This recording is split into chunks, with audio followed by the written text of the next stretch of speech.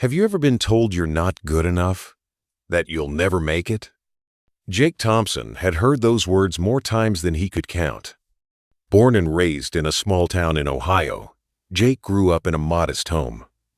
His father worked 2 jobs, and his mother battled chronic illness. School was never easy for Jake. He struggled with reading, had trouble concentrating, and was labeled lazy by teachers who didn't understand what he was going through.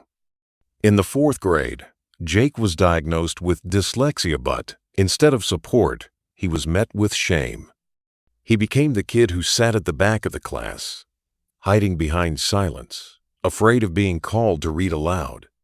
But there was one person who saw something in him, Mrs. Parker, his 7th grade English teacher. She pulled him aside one day and said, "Jake, you may not learn like everyone else, but that doesn't mean you can't succeed.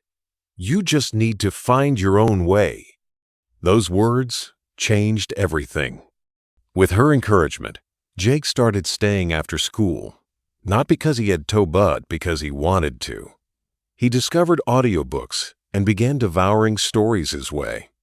Slowly, painfully, he rebuilt his confidence.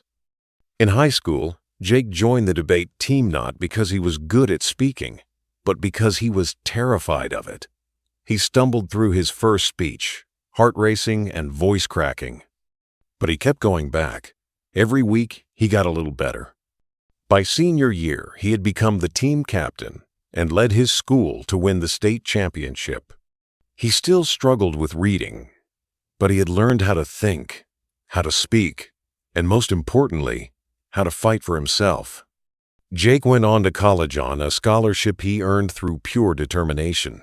He majored in education, inspired by Mrs. Parker, and dedicated his life to helping kids who felt forgotten just like he once did. He later founded Learn Your Way, a nonprofit that helps students with learning differences discover their strengths. His programs reached over 200,000 kids across the U.S., giving them hope, tools, and a new belief in themselves. Jake was invited to speak at national conferences, was honored by the Department of Education, and even appeared on national television. But he always said his proudest moment wasn't any awarded, was the day one of his students told him, "You made me believe I wasn't broken." From the back of the classroom to the front of the stage, Jake's story is proof that your beginning does not define your end. Struggle isn't weakness, it's the foundation of strength. And sometimes, all it takes is one person to believe in you before you can believe in yourself.